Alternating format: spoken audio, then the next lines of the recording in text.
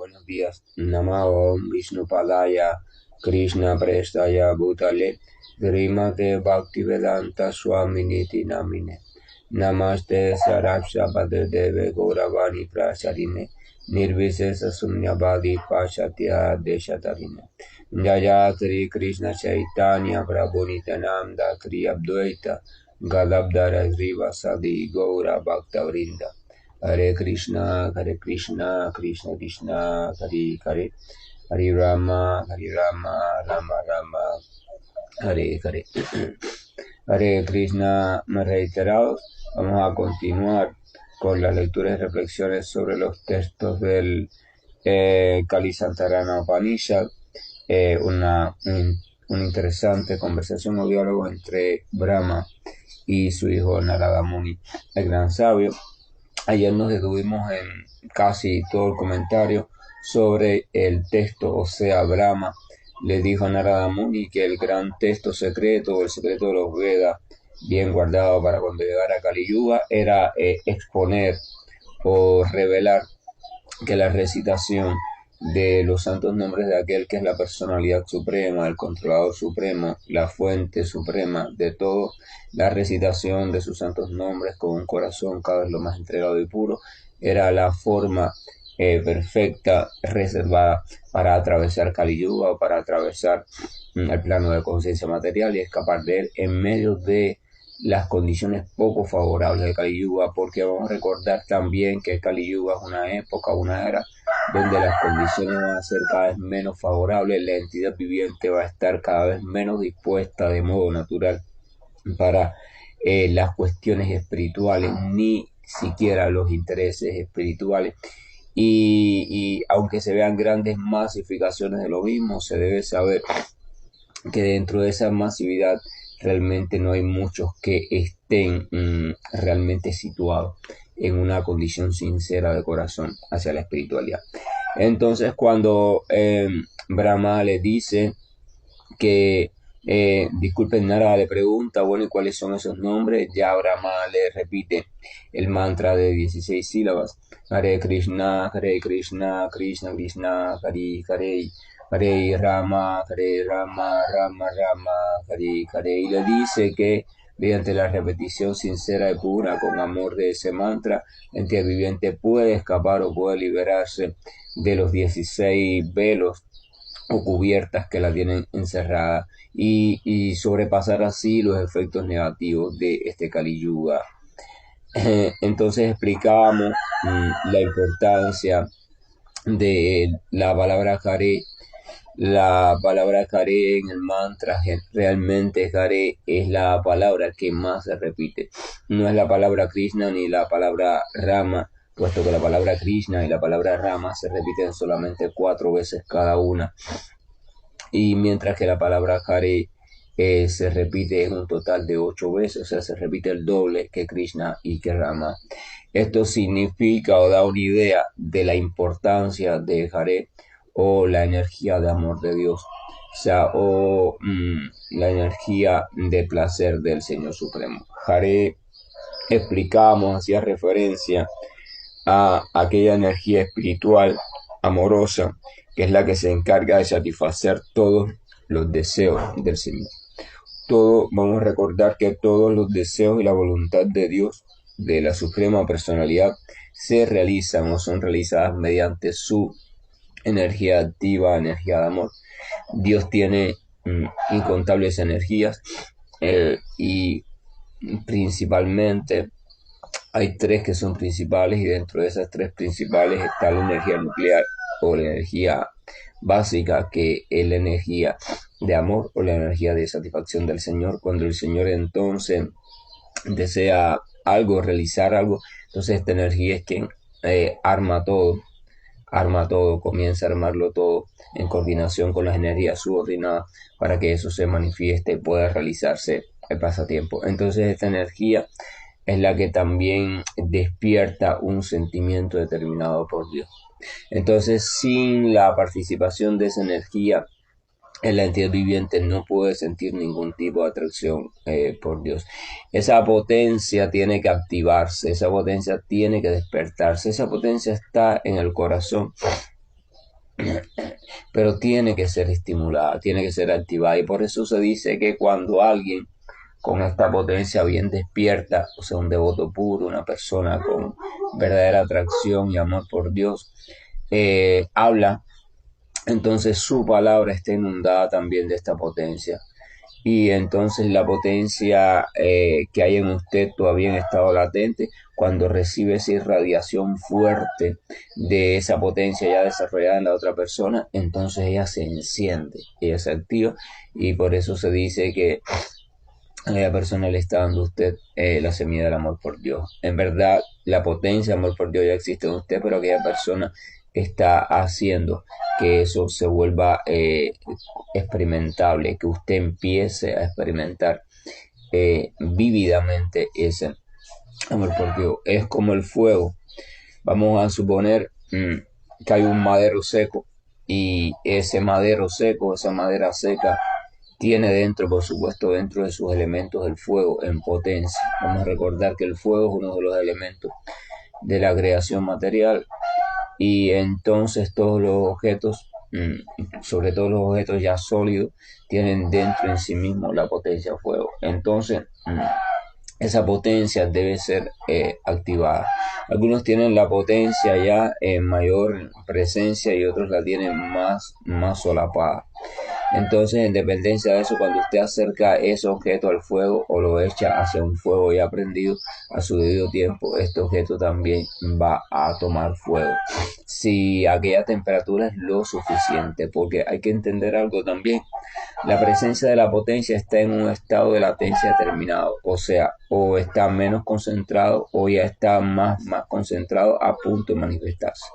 Cuando estás a punto de manifestarse, como por ejemplo en el caso del madero seco, que es una madera que está completamente seca, enseguida ella prende fuego. Nada más que se calienta un poquito y enseguida prende fuego, porque ya su potencia está en el límite de la manifestación. Solo le falta un poquito de estímulo. Por ejemplo, en el caso de un metal, necesita mucho, una temperatura muy alta, muy alta, muy alta, muy alta, y constantemente, para que entonces él alcance, o sea, su potencia de fuego, que está un poco solapada, bastante solapada, alcance un estímulo determinado, o llámese científicamente temperatura dada, hasta que llega a la llamada temperatura de fusión, donde este metal se funde, deja de ser sólido, se vuelve líquido y se vuelve literalmente un charco de fuego. Y así tenemos. Entonces, ese fuego son los maestros espirituales, los diferentes representantes de Dios, que tienen una potencia mayor, ya tienen una manifestación mayor de la potencia, amor por Dios. Entonces, unos en mayor grado y otros en menor grado. Eso también es bueno tenerlo en cuenta. No todos tienen la mismo desarrollo potencial. Y entonces cuando ellos hacen cualquier pensamiento, conducta, discurso, según la intensidad de su potencia de amor por Dios desarrollada, entonces como ellos, su mensaje tiene alcance. Y tiene también efecto mayor o menor sobre el corazón del que percibe el mensaje. Evidentemente aquí hay algo lógico. Cuando una persona también tiene muy solapada, muy cubierta, con muchas churres, muchos apegos, muchos anartas, su potencia de amor de Dios, entonces va a necesitar mucho más tiempo para prenderse, para encenderse, para tomar fuego de amor por Dios. Y por tanto va a necesitar también de un fuego bastante grande.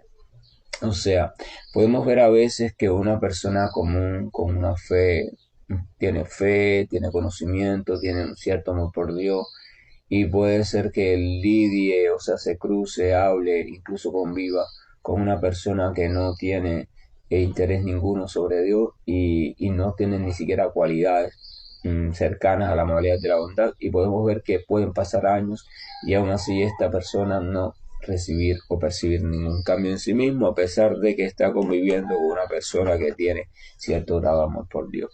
No es que aquella persona que tiene cierto grado de amor por Dios está haciendo las cosas mal, es simplemente que el estado de latencia o el estado el nivel de encubrimiento que tiene la potencia de amor por Dios de la otra persona es tan gruesa es tan gruesa, los velos que están cubriendo esa potencia, que el fuego que hay prendido en el corazón de la que sí tiene fe y conocimiento no es tan intenso como para atravesar todas esas cubiertas y estimular allá en el alma la potencia de amor por Dios. Entonces, sin embargo, se puede ver cómo a veces esa persona en un determinado momento va y tiene la dicha o la suerte de cruzarse o escuchar el mensaje o ver o estar en la presencia de alguien con una potencia espiritual de amor de Dios muy intensa. Y entonces esa persona automáticamente va a sentir un cambio, va a sentir en su corazón que algo se remueve, ¿verdad? Es la misma potencia, lo único que tiene un nivel potente mucho más desarrollado. ¿Qué significa esto?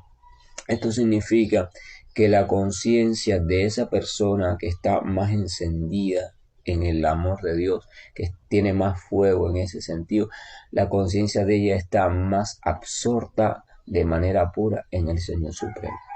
La intensidad del fuego de amor de Dios depende del nivel de absorción que nuestra conciencia tenga en el Señor. O sea, vamos a ver el plano de conciencia material como el plano causante de los diferentes velos o cubiertas que separan a la potencia de amor de Dios del desarrollo de esa potencia. Y entonces vamos a ver al plano de espiritualidad pura, de plena conciencia de Krishna, plena conciencia de Dios, como el estado de pleno fuego. O sea, el amor puro por Dios oprema el fuego puro. Entonces, entre aquel fuego en potencia muy apagado y este fuego puro completamente e ilimitadamente encendido, evidentemente hay diferentes niveles. O sea, hay todo un tránsito y un proceso. Y ese proceso se llama el proceso de cultivo de conciencia de Krishna. Y esa es la finalidad del maestro espiritual. El maestro espiritual debe tener como finalidad ayudar a que el discípulo encuentre el modo de ir del fuego solapado o el fuego en potencia al fuego pleno. O sea, tiene que ser, por decirlo así, maestro espiritual, un experto en fogatas. Cuando uno a veces era niño y participaba ya sea por cuenta propia con sus amigos, prendiendo algún fuego o en la escuela, al menos acá en Cuba, se iba a diferentes, ¿no? Acampadas, campismo, lugares en el campo donde había que prender fuego para iluminarse, para cocinar, etcétera, etcétera. Entonces, casi siempre se necesitaba la ayuda de los adultos más expertos, entrenados, porque los fuegos no prendían de la misma manera si la leña se organizaba de una forma o de otra. Cualquier madera no prendía rápido para fuego. Había incluso madera que estaba seca, pero que echaba mucho humo y lastimaba los ojos del que estaba intentando prender el fuego. O sea, había una serie de técnicas y una serie de conocimientos necesarios para saber cómo y con qué prender el fuego lo más rápido posible, según lo que se tuviera a la mano para hacer el fuego. Esto es muy interesante porque entonces el maestro espiritual, eso es una comparación muy clara para saber qué es un maestro espiritual. Se supone que el maestro espiritual, por decirlo así, es un experto en fogata. Primero, él tiene que ser ya una fogata en sí mismo. Él tiene que haber cogido fuego a través de otro maestro espiritual. Tiene que ser una fogata en sí mismo y tiene que, además de haberse encendido como fogata, tiene que haber comprendido la ciencia de cómo avivar un fuego, cómo avivar. A veces vemos que tras pasar el fuego, un fuego terminado en una hoguera pequeña, en un bosque o en una cocina de carbón, vemos que puede parecer que ya todo se apagó. Sin embargo, si echamos un poco de aire con algún elemento o simplemente sopla fuerte el viento, vamos a ver cómo se puede ver que en algunos segmentos de esos restos de fuego se avivan pequeñas llamas. Quiere decir que realmente el fuego no pasó, sino que allí todavía queda fuego, lo que ya está completamente débil, pero sí se aviva este fuego enseguida. Claro, ese fuego cuando se avive, que de pequeñas llamas, hay que echarle madera nueva, alimento nuevo al fuego, y ese alimento es la práctica espiritual, o la práctica de la sadhana bhakti, o sea, el bhakti regulado o el bhakti en la práctica. Por eso es importante la práctica disciplinada, porque la práctica disciplinada es combustible necesario para el fuego. Evidentemente, cualquiera persona que haya aprendido fuego sabe que también cuando al principio que se está intentando prender demasiada leña, demasiado madero, impide que el fuego emerja, porque el fuego está muy débil y por tanto se empieza con maderos muy pequeñitos, bien finos, para que prendan lo más rápidamente posible, y si es posible se busca un catalizador o un combustible para que el fuego, para que esos maderos se empapen de ese combustible y tome fuego rápido, y después mientras que el combustible se consume ya el madero por sí mismo coja fuego. Eso es importante porque está el exceso de una práctica o el agobio de una práctica, o sea, por ejemplo, la escritura, el néctar de la devoción explica, Rupa Goswami explica que, que nadie debe de asumir votos o hacer votos con regulaciones que no sea capaz de realizar de manera normal, o sea, sin exceso de esfuerzo. Ningún guía, ningún instructor y ningún practicante debe aceptar ni debe pedir a otro que acepten una serie de regulaciones para las cuales este último, sea practicante, no está listo de manera natural. Uno debe aceptar los votos o hacer votos que le sean fácilmente cumplibles, o sea, que los pueda cumplir con facilidad. También es bueno hacer un voto que puedas cumplir aunque te lleve un poquitico de esfuerzo, porque esto te aumenta tu capacidad, pero no que sea demasiado forzado para ti, ni que implique cambios muy bruscos, porque entonces es probable que el practicante no lo pueda mantener, entonces va a incurrir en la falta de no cumplir con el voto, y esto no va a ser bueno ni para él ni para aquel frente a quien hizo los votos.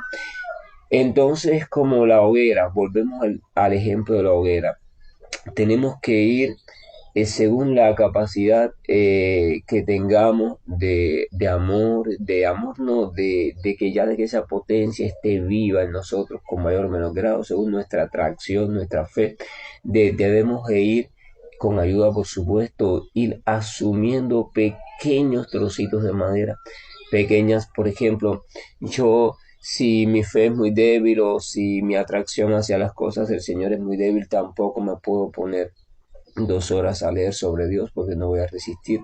Sin embargo, si mi instructor inteligentemente me indica, me da una lectura dada o me envía todos los días un texto muy cortico, yo lo leo en 25 segundos y continúo. Como es tan rápido, digo, perfecto, yo tengo tiempo para eso, lo leo y sigo en mis trajines, y mañana lo leo y sigo en mis asuntos y pasado, pero ese texto, como está cargado de determinada potencia y está inteligentemente seleccionado, va a ir sirviendo de base para mi futura hoguera o la futura fogata o incendio futuro en mi corazón si yo lo cultivo bien.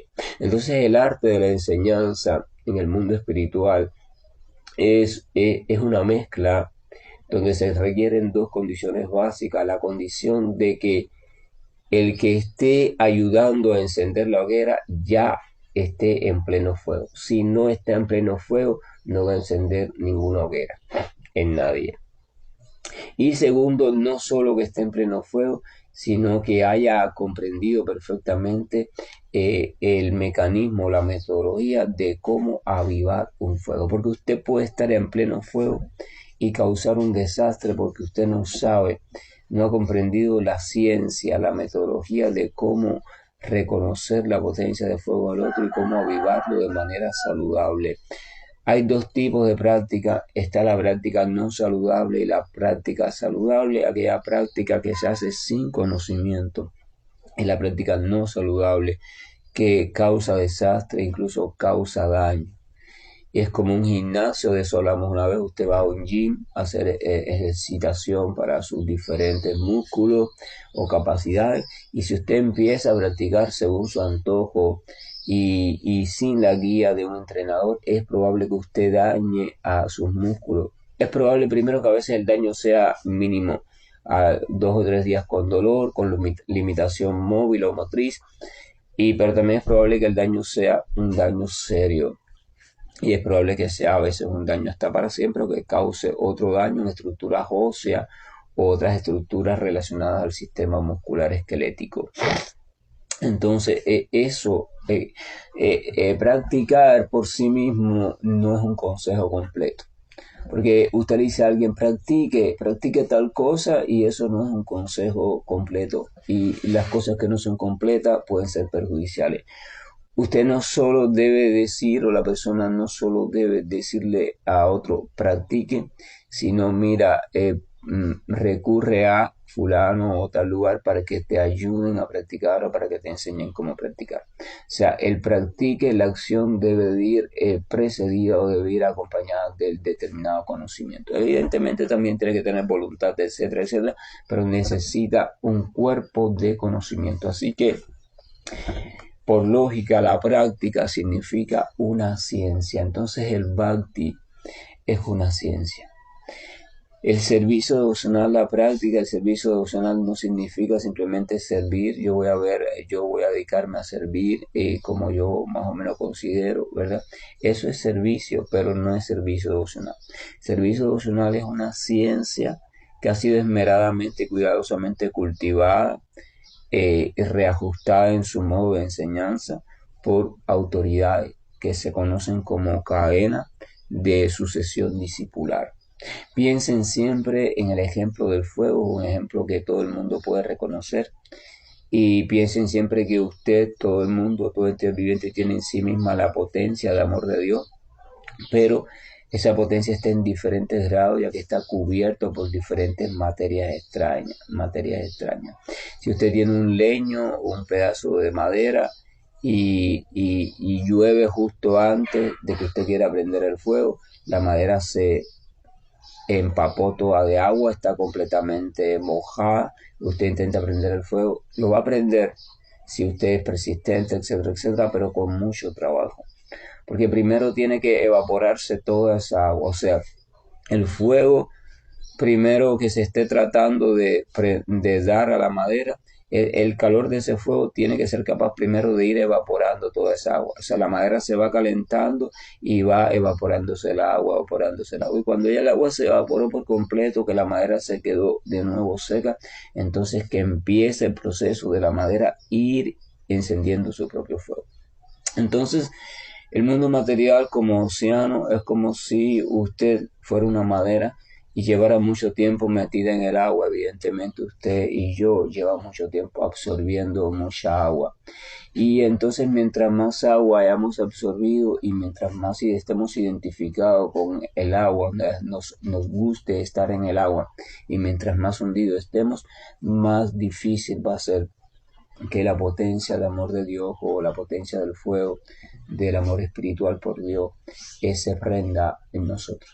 Pero no obstante debemos recordar siempre que la potencia está allí y que si asumimos las precauciones necesarias, o sea, las transformaciones necesarias en nuestra vida, si asumimos un deseo con una intensidad necesaria, si asumimos y practicamos una voluntad determinada que se fortalezca con la compañía de otros que ya estén encendidos en determinado grado, o sea, si de verdad hacemos cambios pertinentes, entonces ese fuego va a irse encendiendo y al mismo tiempo nos va a ir purificando y ese otro fuego que nos va a intentar poco a poco estimular nuestro fuego en nuestro corazón, en este caso de Kali Yuga, que es un lugar completamente mojado, húmedo y oscuro, muy difícil para encender el fuego espiritual. Ese fuego original tiene que ser un fuego traído, evidentemente, del mundo espiritual, y ese fuego, al alcance de todo, es la repetición y meditación de los santos nombres de la suprema personalidad de Dios. Entonces, después de eso, Nara le hace una pregunta muy importante a Brahma. Nara le pregunta, oh Señor, ¿cuáles son las normas? O sea, ¿cuáles son las normas para cantar esos santos nombres?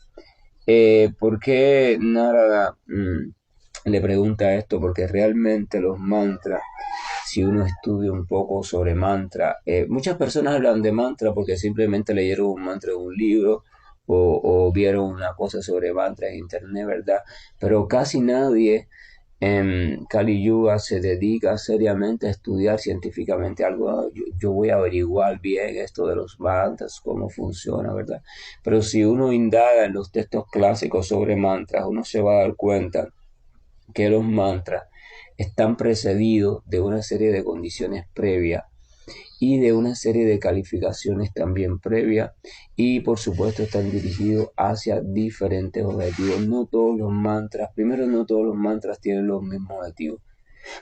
Primero que todo eso, no todos los mantras que hoy en día se practican son mantras autorizados. O sea, hay sonidos que son combinaciones que son de creación moderna y que no tienen realmente detrás de sí la fuerza sutil que tienen los mantras de la antigüedad. Eso es lo primero. Lo segundo es que no todos los mantras tienen el mismo fin, así que no todos los mantras son recomendados para todos los casos. Hay mantras incluso que tienen clasificaciones como mantras fríos, mantras calientes. Por ejemplo, los mantras calientes, llámase mantras calientes, solamente pueden ser recitados cuando la respiración está activa en la fosa nasal derecha. La respiración, el proceso respiratorio es un proceso que no es constante, sino que se alterna y se armoniza en ciclos. O sea, las fosas nasales no reciben el aire siempre de la misma manera. Hay un momento determinado en que el aire tiene un predominio por la parte derecha, y hay un momento determinado que tiene un predominio por la izquierda. Hay un momento determinado en que se suspende y hay un momento determinado en que predominan las dos. Y ese ciclo se repite.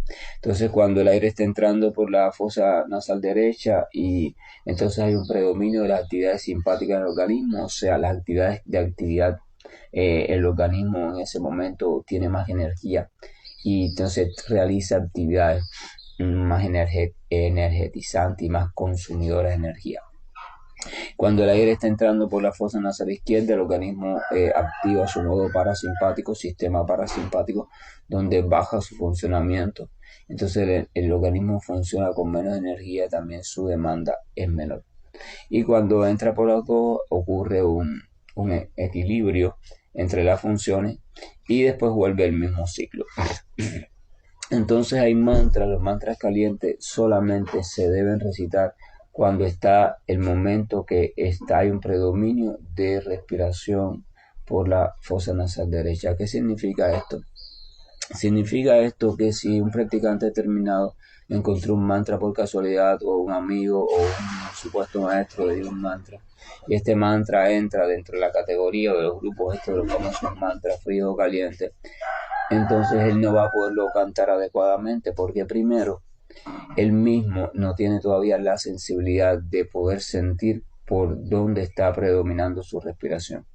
Si usted intenta ahora mismo sentir cuál de sus dos fosas nasales está predominando, es probable que usted no lo logre sentir, porque usted no ha desarrollado la sensibilidad, usted no ha meditado la respiración, y por tanto usted no ha podido divisar por su propia experiencia esta sutileza de que en un momento se respira de una forma y en otro de otra. Entonces, si la persona practicante no sabe distinguir qué conducto está predominando, entonces no va a poder decidir cuál es el momento perfecto para cantar ese mantra caliente. Lo mismo pasa con los mantras fríos. O sea, tiene que ser cantado cuando está predominando la respiración fría o por el conducto izquierdo. También hay mantras masculinos y femeninos, y hay otros mantras que son neutrales o que son mixtos. Hay mantras incluso para efectos negativos, o sea, para causar cierto nivel de daño sobre otras personas. Esos mantras evidentemente traen un resultado a largo plazo siempre negativo, incluso sobre el que los practica, pero si los practica mal o si lo pronuncia mal, trae un efecto peor aún sobre el propio practicante. Hay mantras que no pueden ser cantados si no son dados en un momento específico por una persona que posee el mantra.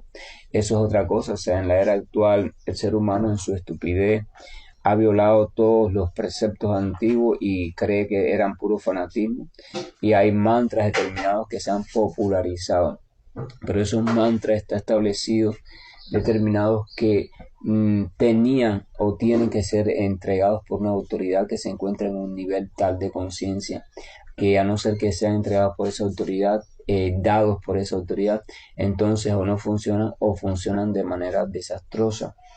Hay mantras también que tienen que ser entregados después de cumplir con ciertos requisitos, o sea, el practicante tiene que llegar a cierto nivel en su purificación, o el practicante tiene que aprenderse una serie de rituales anteriores, o hay mantras, por ejemplo, el Gayatri Mantra, en las escrituras originales se explica que para ser cantado debe de practicante lavarse las manos, lavarse los pies, lavarse la boca, y así, hay mantras que no se pueden practicar en toda hora del día.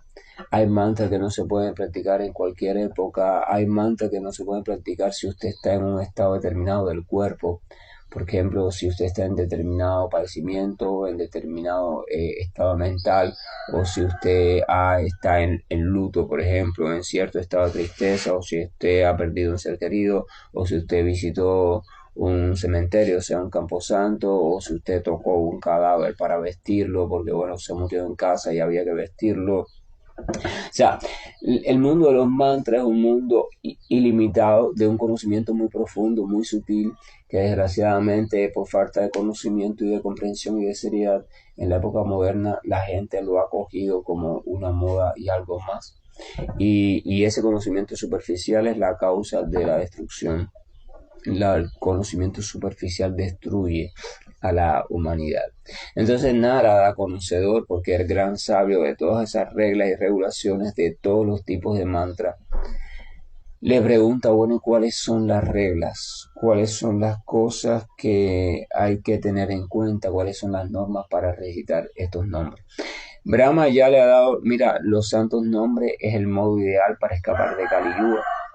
Entonces Brahma dice, perfecto, ya sé que esa es la medicina, ahora dime la forma de tomármela, dime si hay alguna regulación, si hay alguna contraindicación. Muchas veces en los prospectos médicos vemos que los medicamentos traen algunas indicaciones, puede causar esto, puede causar aquello, no lo haga así, no lo haga así, no se lo tome junto con la comida o tómeselo solamente al amanecer, algunas indicaciones, y al final dice, incluso consulte a su médico. O sea, a pesar de las indicaciones generales, consulte a su médico antes de tomarlo. Entonces Nara está haciendo eso, está consultando al médico, que en este caso es Brahma.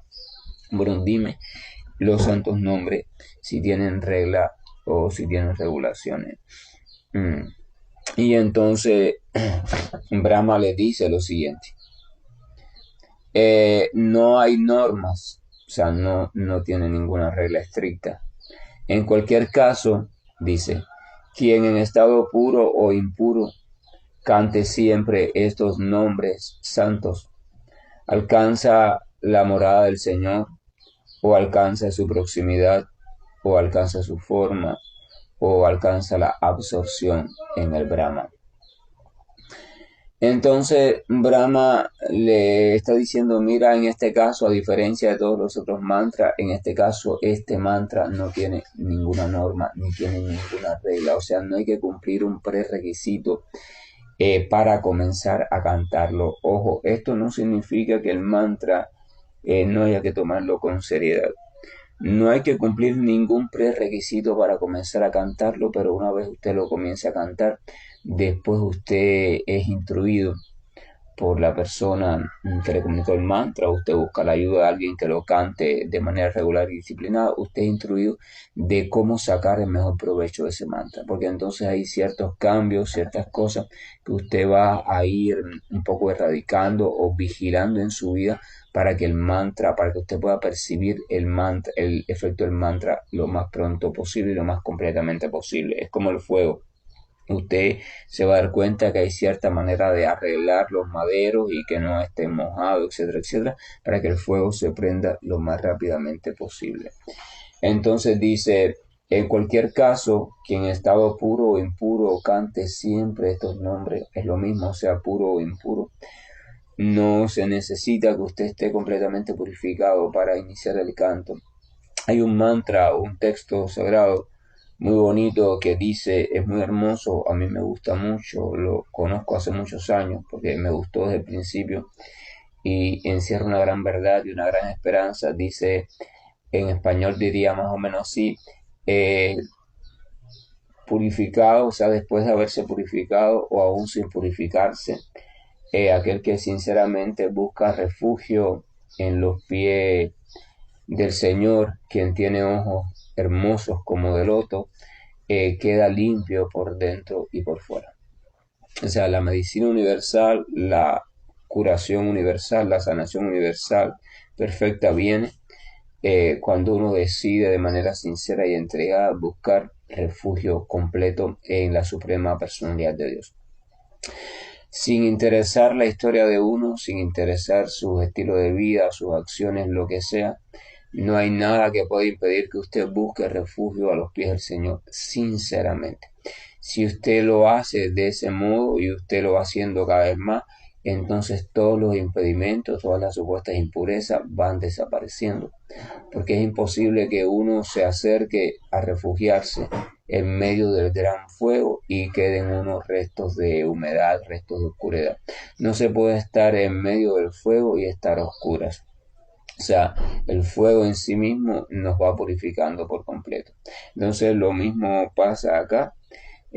Brahma dice, no importa que la persona esté llena de impurezas o sea pura. O sea, una persona mm, que esté en un estado de vida muy degradado, que se pase sus días, no sé, eh, en bares, en el sentido que se pasa borracho o borracha día y noche, o drogado por determinadas condiciones en su vida y está tratando de escapar de ella, o tenga una vida muy llena de sexo ilícito, o sea, sexualidad ilícito, de promiscuidad o de prostitución, o trabaje en un lugar donde se maten animales, o sea, una persona muy complicada, con malos tratos para con los demás. Aún así, si esa persona escucha los santos nombres de Dios y los escucha, y esa persona decide incluirlos en su vida y comenzar a practicarlo porque sintió algún tipo de atracción,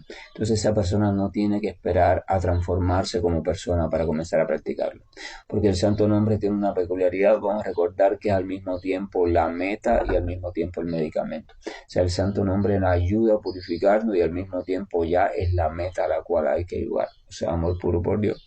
Entonces esa persona puede comenzar a practicarlo, de hecho debe comenzar a practicarlo. Cuando Chaitanya Mahaprabhu y Nityananda y los demás seguidores íntimos iban por todo el sur de India cantando los santos nombres, ¿por qué los iban cantando? Fíjense que ellos no iban a un lugar específico para que vinieran allí a reunirse los que les interesara el tema, no.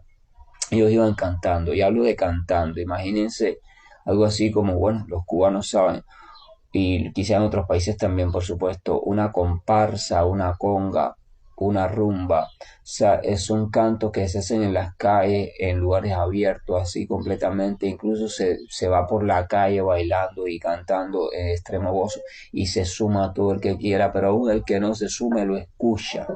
Entonces el señor Chaitanya, Nityananda, lo que hacían era eso, Sankirtan, o sea, iban por todas las aldeas en éxtasis cantando, bailando, pero no estaban cantando y bailando una rumba ni una conga, estaban cantando, bailando al ritmo del éxtasis de amor puro por Dios. Ellos estaban gozando, pero estaban gozando extasiados de amor por Dios.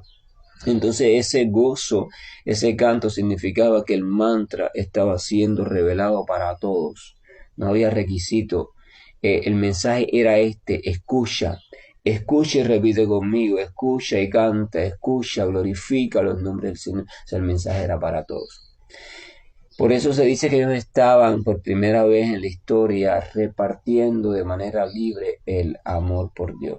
No era un mensaje de prédica centralizada, no era un mensaje de prédica mediante un discurso o mediante enseñanzas o parábola o algo así, sino que era un lanzamiento abierto, una promoción a todo lo largo y ancho de la tierra sobre los santos nombres de Dios, de modo que lo escuchaba lo mismo el carnicero que el asesino, que la víctima, que la prostituta, que el santo, que el niño, que el adulto, que el perro, que la vaca, que el gusano.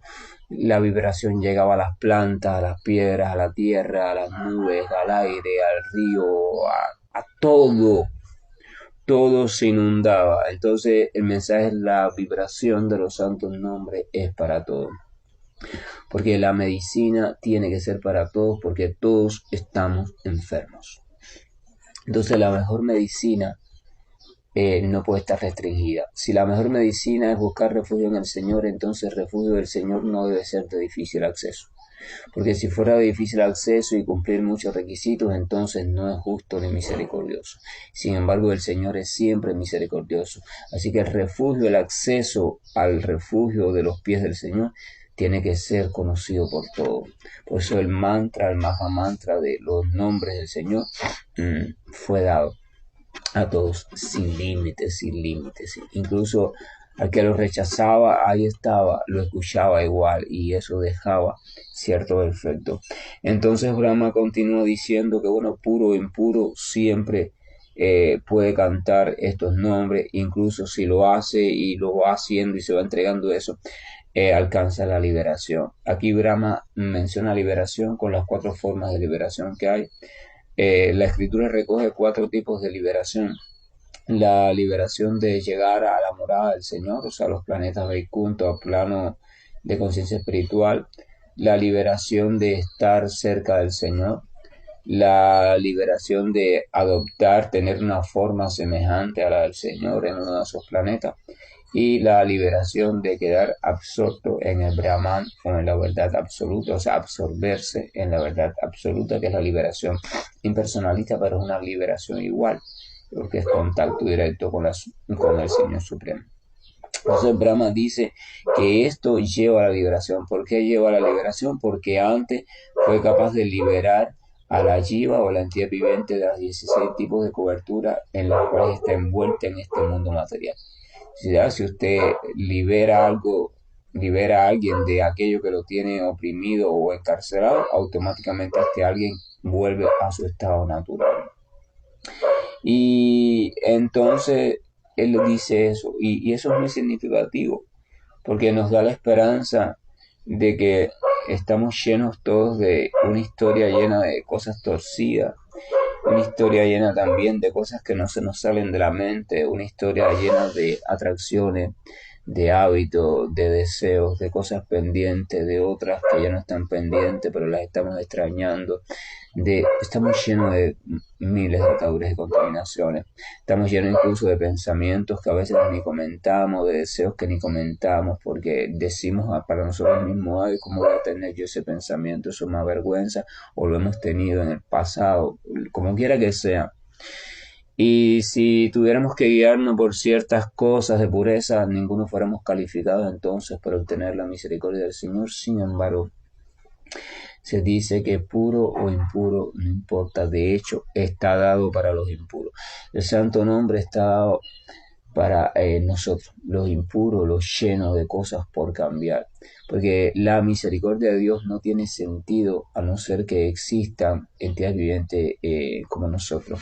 Dios es misericordioso solo para nosotros. Fíjense esto, la palabra misericordia implica que alguien te está dando la posibilidad o te está dando algo que tú por mérito propio, dadas tus condiciones actuales, no mereces, sin embargo decide dártelo.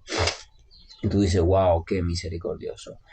Allí, si hay un grupo de personas que todos merecen algo y tú llegas y le das ese algo, por ejemplo, si hay 10 trabajadores que hoy es el día de que tú les pagues el dinero por su trabajo, ellos merecen por su trabajo cobrar $1,000 cada uno, tú llegas y le pagas los $1,000, tú no estás siendo misericordioso, tú simplemente le estás dando lo que ellos se ganaron. Pero sin embargo, si tú le otorgas a alguien algo que no merece ni se ha ganado y decides dárselo y eso es algo muy bueno, entonces se puede decir que usted está practicando la misericordia. Entonces la misericordia solamente puede manifestarse allí entre los que no merecen, pero sin embargo se les otorga. Entonces, la misericordia de Dios, los únicos que podemos sentir la misericordia de Dios somos nosotros los imperfectos, nosotros los llenos de cosas torcidas, porque los santos, los perfectos, no necesitan la misericordia de Dios, pues ellos están cumpliendo toda la perfección, pero nosotros sí. Entonces nos debemos sentir dichosos. Entonces los santos nombres fueron revelados para personas como nosotros.